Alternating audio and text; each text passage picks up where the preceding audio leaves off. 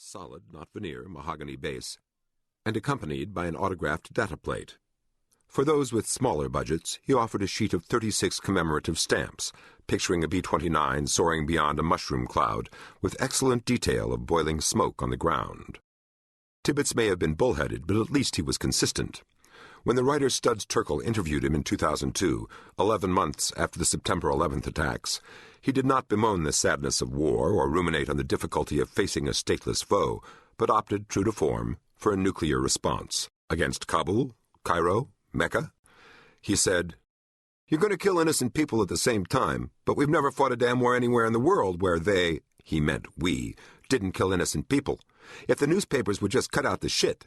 You've killed so many civilians. That's their tough luck for being there." Tibbets spoke from experience, and in a narrow sense he was right. It was indeed just tough luck for all the innocents who died under his wings in 1945. Those people, however, did not constitute collateral casualties, any more than the victims in the World Trade Center did. In fact, Hiroshima had been chosen primarily as a civilian target, and had in part been exempted from conventional firebombing to preserve it for the most dramatic possible demonstration of a nuclear strike. 3 days later, the city of Nagasaki was hit by an even more powerful device, a sophisticated implosion-type bomb built around a softball-sized sphere of plutonium, which crossed the weight-to-surface area threshold of criticality when it was symmetrically compressed by carefully arrayed explosives. A 22-kiloton blast resulted. Though much of the city was shielded by hills, about 70,000 people died.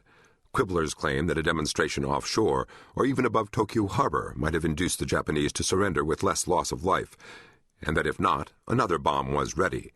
But the intent was to terrorize a nation to the maximum extent, and there is nothing like nuking civilians to achieve that effect.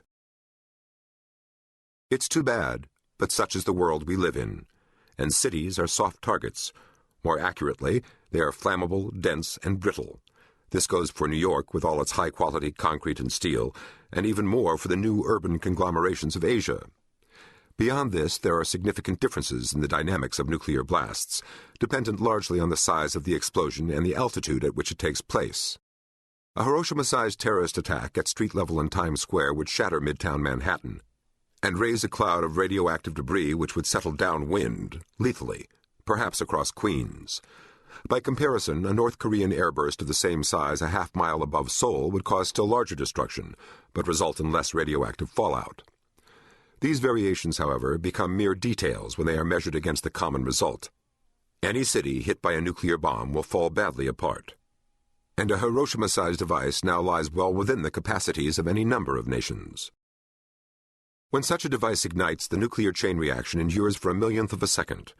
During that interval, a lethal burst of neutron particles shoots outward, penetrating walls and people in the immediate vicinity, but losing energy within a few hundred yards as the neutrons collide with the air.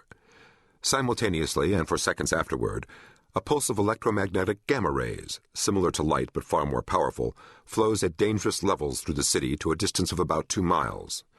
All this would be serious enough, but it is just the start. Even in combination, these two forms of radiation, known as the initial radiation, account for only about 5% of the energy released by the bomb. Another 10% is released well after ignition by the radioactive residue that may fall to the ground or go drifting off through the atmosphere. But all the rest of the bomb's energy, 85% of the yield, is transformed into air blast and heat. Nuclear bombs of the Hiroshima size destroy cities by smashing and burning them down. These primitive effects kill almost everyone who would otherwise be dying quickly of acute radiation, then spread out to kill many more. They begin with less than a millionth of a second, when the fission process releases massive amounts of invisible X-rays, which at low altitude are absorbed by the air within a few feet. The resulting heat, rising to tens of millions of degrees, raises the pressures within the vaporizing weapon to several million times that of the surrounding atmosphere. Still within the first millionth of a second, an ultra-bright fireball forms, consisting of gasified weapons residues and air. The fireball brutally expands and simultaneously rises. Within 3 seconds of a 20-kiloton explosion, it reaches its maximum size, about 1,500 feet across. If it touches the ground, whether because the ignition point was on a street or at less than 750 feet overhead, it vaporizes the earth and all structures that it encounters, and begins to loft large quantities of dirt and debris into a violently rising, intensely radioactive column. Rising